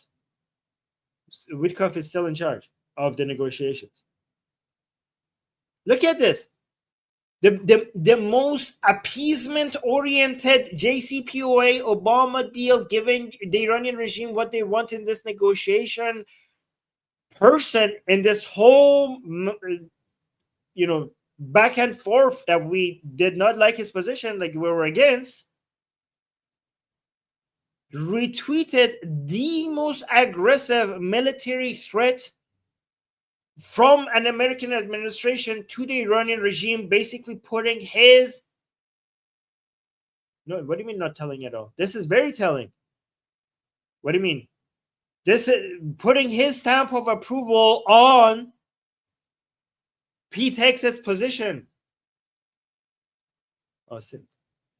Do you understand how big of again, I don't know how to express how big of a deal this is. This is a complete 180 on the way Steve Witkoff operates and thinks and the positions that he takes. Do you understand what I'm talking about? Okay, so if you don't understand how big of a deal this is, take it from me. This is a major deal. This is a big deal. Okay, this changes our calculations about what things could happen significantly. All right. Again, guys, I'm giving you information here that you're not seeing other places. This is the most complete coverage of where we are at when it comes to a potential war or a nuclear deal between the Iranian regime and the Trump administration. I'm very proud of this stream. Like, I hope you guys are proud of me as well and rewarding me with liking the stream, because this is a big deal, okay? And these are, I don't see anyone else going into this level of detail with you guys, right? And also, we got 2 super chats before I go to some other factors that are changing basically everything. I will answer the super chats. Hold on, let's see. Yes, and then I have a fun video to show you guys, and then I will respond to some of your other comments regarding your questions on all this, but not this one. Hold on, let's go back here. Let me first answer the super chats. Gaging American saying, PRC unveiled their non-nuclear H-bomb. Do you think Islamic State of Iran will get it? would you be okay if Iranian regime invests in thorium salt reactors? I'm not okay with the Iranian regime being existing. If would you be okay if the Iranian regime invests? If Iranian regime is doing anything, it means that they still exist. So no, I'm not okay with that. And when it comes to, do you think the Islamic State of Iran will get it? They might, because they need more. Like, they are missing a lot on deterring capabilities. I don't know. Depends on how expensive they are, and with the Trump's sanctions on the Iranian regime, they might not be able to afford it. But if there is such a thing, I'm pretty sure they would love to get their hands on it. But I don't know if they could afford it with the Trump's administration's sanctions on them. And then Ginga and thank you, Asian American, for the super chat. I appreciate the supporting of the channel. Ginga saying, when Pahlavi take the crown, would he rename it to Israel Square? I don't know. I mean, if Reza Pahlavi becomes the king, he wouldn't have much of an executive power, right? Because the Iranians who want a monarchy, they want a constitutional monarchy. So the executive, most of the executive power would be in the hands of the prime minister, not the king, if we ever get there. And thank you, Ginga, for the super chat. Which is actually, I'm going to show you something that at the end of after I show you this, that you might find interesting, that's actually somewhat relevant, right? So here you can see Iran has unveiled a new ballistic missile called Qassem Basir. She wrote it wrong here. It's Qassem Basir, I think. Yeah, I think that's the correct thing. Which is effective for uranium for a minimum range of 1,200 kilometers and is claimed to be capable of penetrating the THAAD battery's protective layer. Perhaps it's time we stop pussyfooting around and show them a few of our own new toys that nobody has seen yet. And we would definitely make Tehran the first test target in active battle. So this is an Israeli saying that. But yeah, there's a new missile that the Iranian regime has decided to show right now in the middle of the negotiations, which they say they is a lot better at basically piercing through Israel's defense systems, all of them. And I mean, I'm glad that you're showing this now, because right in the middle of negotiations, we want to remind the American side that you should reducing the Iranian regime's missile capability should definitely be part of the negotiations. So now that they're unveiling these missiles, this should be a reminder that, yeah, these deals just focusing on nuclear is not good enough. Let's watch this. This was on Iranian TV. Yeah, actually, Ginga is saying, can you even trust what they are saying about its capabilities? No, I cannot. No, exactly. We cannot trust them. It's hard to imagine them basically rebuilding new missiles right now. Like, these things takes years to develop. So they're just unveiling these new missiles with these great capabilities. I mean, they previously, what they said about their missiles were very much exaggerated. So I'm assuming, I don't know, but I'm assuming this is the same thing. But again, whether they're lying, we don't know if they're lying or not. Probably, like, if the past is anything to go by, they're exaggerating his capabilities. But I mean, we should use their propaganda against them. Let's say, like, oh yeah, okay, fine, you have these missiles, let's accept that. So we're in the middle of the negotiations. This should be part of the negotiations then. Let's choose to believe them. Why not? It's their own propaganda. We could use it against them. So let's watch this.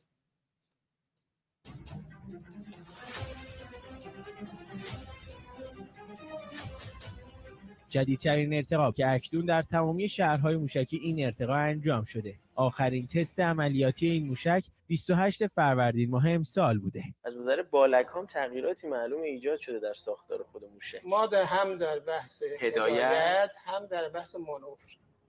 این دقت میتواند عملیاتش را انجام دهد. برای نشان دادن دقت سر جنگی. So we're saying that they are very, very accurate missiles. مواد Oh yeah, sorry, I should be translating. So جدیدترین ارتقا که اکنون در جدیدترین ارتقا که اکنون در تمامی شهرهای موشکی این ارتقا انجام شده. So this is the newest missiles that they have, that in all of their missile cities, they call it, they have these underground cities that they keep their missiles in, that they have these now. عملیاتی این موشک 28 فروردین ماه امسال بوده. So he's giving the date of when they did the last test of these missiles. بالکام تغییراتی معلوم ایجاد شده در ساختار خود موشک. So they're talking about the technical changes that they have made to these missiles. هدایت هم در بحث مانور. So both in maneuvering and in guiding the missiles, in both cases, these missiles are more advanced. These are technical. دقت میتواند عملیاتش را انجام دهد. برای نشان So they're saying the accuracy of these missiles are a lot higher. دقت سر جنگی این موشک، مواد انفجاری داخل کلاهک موشک با کمترین حد خود گذاشته شده. یعنی ما الان اینو جوری طراحی کردیم که به راحتی بتونه تادو عبور کنه ازش.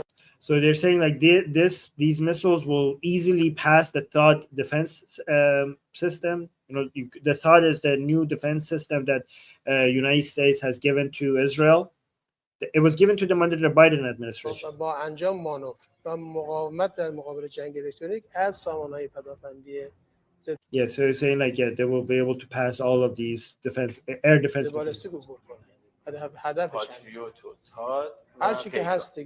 So he said the journalist saying so both the Patriot defense system and the THAAD defense system, the guy is saying all of them, whatever.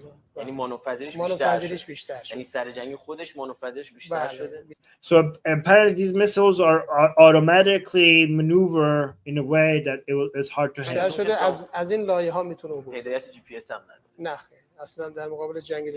So apparently it doesn't have for some reason they're saying it doesn't have a GPS guiding thing, which I don't know why that's. در هر صورت هدفشون میزنه. موشک. And like so basically it hits its target no matter what. قاسم بصیر با روش جدید هدایت و کنترل و Qassem Basir, I think they named it after Qassem Soleimani. داشتن بدنه الیاف کربن عملاً تا حد زیادی از دید رادارهای پدافندی پنهان میماند. Apparently it's invisible to radars to a large extent. این اما سامانه ضد بالستیک تاد که هدایت ماهواره‌ای است هم با وجود موشک‌های پیشرفته رهگیرش عملاً به گفته So this is the thought system that the Americans have. توان رهگیری سر جنگی موشک جدید ایران را ندارد. So they're saying these thought system that is not capable of detecting these تجربه عملیاتی به واسطه دانش فنی به دست آمده در عملیات‌های بزرگ موشکی وعده صادق 1 و 2 بوده است.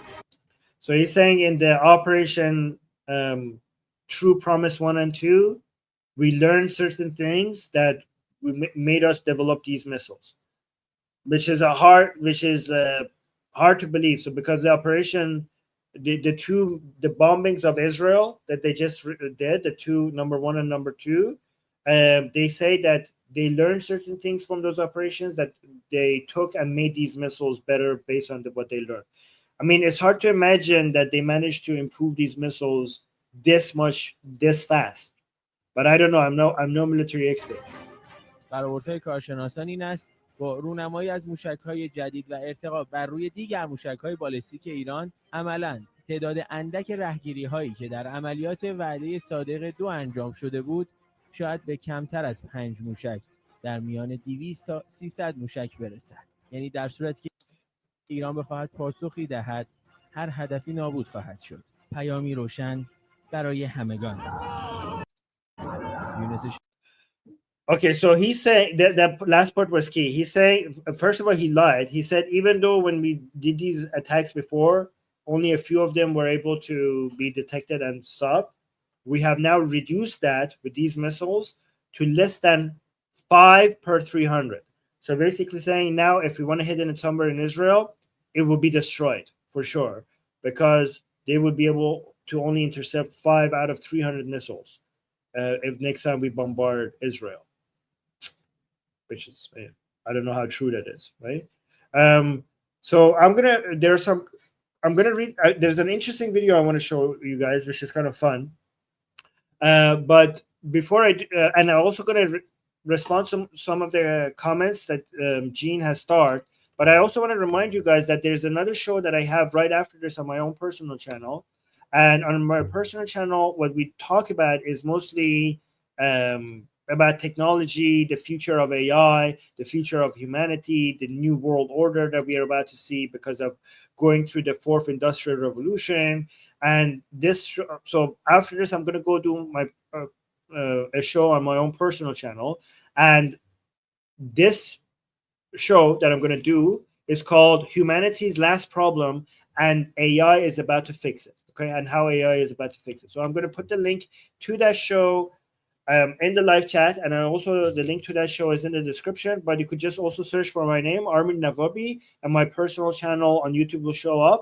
And after I finish the stream, I'm going to go do that, and I'm going to be seeing you guys there. People who are interested in the future of the world, technology, finance, economics, and how to get ready for it, and the massive changes that we're about to see. Right. So, but let me. There's two more things I need to do before I go there. First, there was a. By the way, follow this account, National Union for Democracy in Iran. It's a very good pro-Pahlavi account to follow. And yeah, and also Amir saying, don't forget to like the stream. They use AI to show how they envision Iran is going to be after the toppling of the Islamic Republic. I'm not going to translate because that will take a while, but you could get the idea of what it's saying based on what it's showing in the background. It's just showing the advancements in technology, the military, education, and it's just a beautiful video to watch. And I just want you to see what let me actually like and retweet this as well. I just want you guys to see what this is a very important institution. Nufti is a good institution to follow, and I just want you to see how many Iranian people, what are they dreaming about tomorrow's Iran after the regime is toppled. And you could also see the lion and the sun symbol, which is the nationalist patriotic Iranians. They consider that to be the symbol of Iran. So this is the proper flag of Iran. So let me just show this video, guys, because I really enjoyed this and I want you guys to see this as well. This is the dream that many Iranian people have for a future of Iran. So watch this. And after the regime is toppled. برگ دیگری از تاریخ رقم خورده است. جمهوری اسلامی دیگر وجود ندارد. پس از سالها مبارزه مردم ایران آزادی خود را پس گرفتند. وزارت اقتصاد اعلام کرده که تولید ناخالص داخلی سرانه کشور از زمان سقوط جمهوری اسلامی 3 برابر شده است. ارز ایران رسما به جان ارز برتر ایران اکنون پیشرفته‌ترین صنعت نفت جهان را ایران پیشرفته‌ترین فرودگاه‌های جهان را رونمایی کرده و با تعیین استانداردی این کشور را به یکی از بزرگترین مراکز جهانی ترابری هوایی ارتش مدرن ایران اکنون قدرتمندتر از همیشه است. از سیلیکون ولی تا تهران استعدادهای برتر از سراسر جهان ایران را برای کار، تحصیل و نوآوری انتخاب می‌کنند. با اقتصادی پررونق و دانشگاه‌هایی در سطح جهانی ایران اکنون به مقصدی برای درخشان‌ترین استعدادها تبدیل شده است. Anyways, I wanted to show you guys because I think it represents what the hopes and dreams of many Iranian people. So I just thought like it would be nice to see. Oh, I'm just saying this is not a dream. It will happen. I don't know. I hope so. Let me really quickly go. Oh, okay. We got 2 more super chats. Thank you, guys. Gigi is saying, I watched a video on history of Mossadegh and British oil. I'm now convinced that Operation Ajax story amounts to Soviet propaganda like Palestine. Okay, yeah, maybe one day I will talk to you guys about Mossadegh. There was a coup d'etat. There was a coup that happened, but it was not done by the Americans. Mossadegh was the person who was doing a coup against the king, and the king had the legal right to come and remove him for his positions. Americans didn't do a coup in Iran. The Americans helped stop a coup in Iran. The Americans helped the king basically stop a coup from happening. So this bullshit that the leftists many times tell you that, oh, CIA came and removed and democratically elect government of Iran and did a coup, that's absolute nonsense. The Americans helped the king remove an illegal coup. Right? Mossadegh was the person who was doing the coup. Let's go to Annette. Thank you so much for the super chat, Gigi. I appreciate that. And also, we got another super chat. Thank you, guys. That Jewish spy is saying, what economic sanctions will mostly impact IRGC? So the best way to do economic sanctions is to focus on oil and gas and also secondary sanctions. So not just sanction the oil and gas, but also sanction anybody who buys Iranian regime's oil and gas. But also it needs to be matched with decriminalizing trading with the Iranian people, with the private sector. So we need maximum pressure on the Iranian regime with support for the Iranian people. So the main source of revenue for the Iranian regime is oil and gas, but we need to match that with adding a source of revenue for the Iranian people. So the sanctions should remove the criminality of hiring services from the Iranian people themselves, while closing all the loopholes when it comes to selling oil and gas by the Iranian regime. That's a perfect, powerful combination that works best, in my opinion. Bar is saying this video looks like how Israel is now. Yeah, I mean, that's what the Iranian people want about what Israel is right now. Exactly. This is why Iranian people and Israeli people see eye to eye. Oh, we got another super chat. Thank you so much, Ramin. I appreciate the support. You're amazing, Ramin. You're amazing. Thank you. Thank you to everybody who's supporting this channel. I appreciate you guys. All right, guys, I really need to read this. So, Jean, first of all, thank you so much, Jean, for starting these comments. Don't start any more comments because I need to go get ready for the next show on my own personal channel. That the Jewish spy also said direct connect between the funds given to Iran and the attack on Israel from Hamas. West must stop taking Muslim Brotherhood money, ban IRGC, and sanction Iran, the Iranian regime, sanction the Iranian regime. They all want the caliphate or the Mahdi. Actually, well, technically, the Sunnis want to bring a caliphate. The Shias want to bring an imamate, not a caliphate, an imamate. Let me know if you want me to explain that one day. I mean, we did explain that in previous shows, but maybe I should do it. So caliphate is a Sunni brand of an Islamic government. The Shia brand of an Islamic government would be an imamate, not a caliphate. But I agree with most everything else there. Gina is saying, I just wanted to point out Israel developed nuclear weapons under a minimum enrichment program under the table, and Iranian workers worked on it in Israel when we did it, so they know how. My understanding is that you cannot build nuclear weapons with under 5% enrichment of uranium. So I don't know. Minimum enrichment, are you talking about the amount of enrichment or to the degree, to the percentage that they enrich them to? Because those are two different things. So yeah, you could have small amounts of enrichments of uranium, but if it's at a certain high above percentage, you could just do it enough until you get enough of it, right?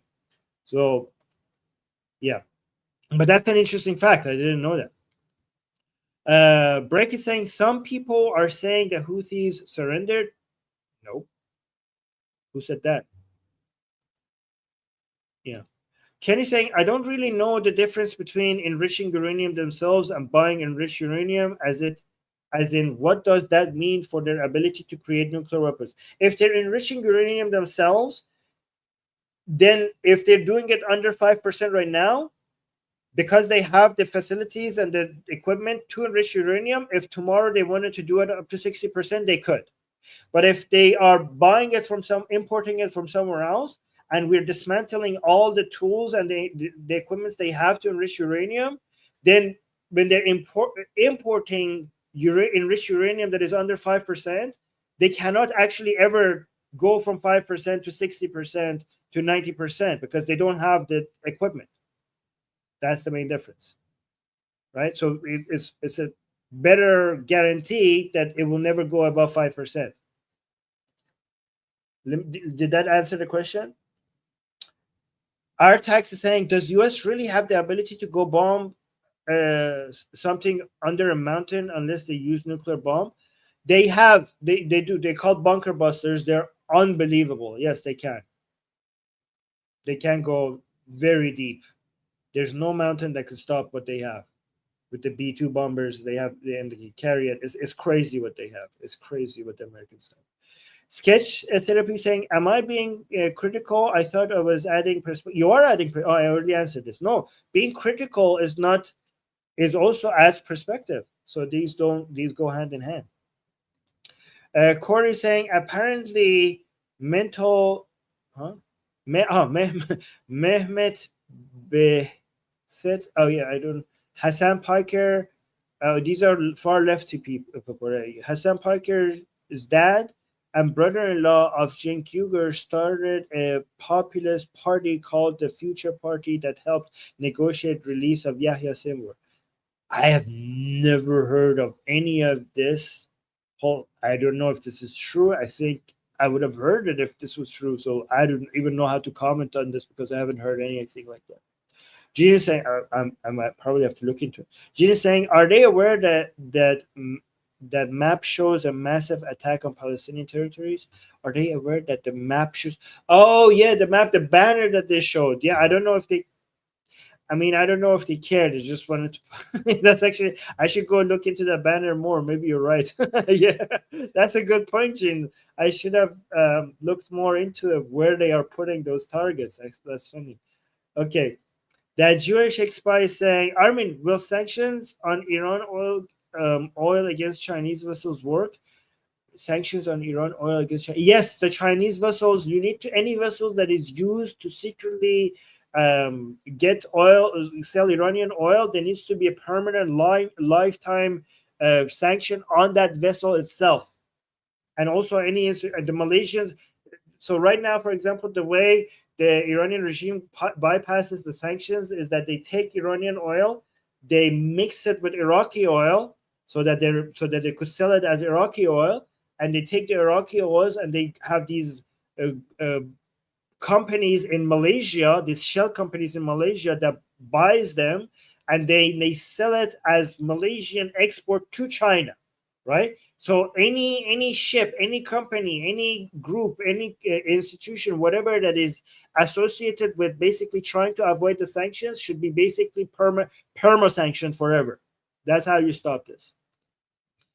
And they also should sanction the people who deal with the companies or the vessels. So these sanctions, these vessels will be untouchable. So not only that vessel is sanctioned, but anybody who basically does anything with this vessel is sanctioned forever. That's how you do secondary sanctions, and that's how it works. Anyways, guys, I need to go. The next show is going to start soon. I want to thank Gene for being here. I'm going to basically drink some water and take a 5-minute break, and then I'm going to start my next show on my own personal channel, on the Armin Navabi channel. So anybody who's interested in knowing how fast and significantly things are about to change, I keep showing this with evidence and how to prepare for it. When it comes to the world of technology and AI and everything, my personal channel, Armin Navabi, search for my YouTube channel, Armin Navabi. I'm going to start a show there in about 5 minutes. Don't forget to like this stream, guys, and also leave a comment after the show is over, because we're doing really good on this channel. Okay, so please support this channel so that this channel grows. Okay, recommend this channel, subscribe, tell people that they like, and tell people that they need to come and watch our shows. Okay, all right, guys. Thank you for being here. Thank you, Gene, and thank you for everyone else. Thank you to all the people who give super chats and likes and everything. And I'll see you soon. Oh yeah, okay.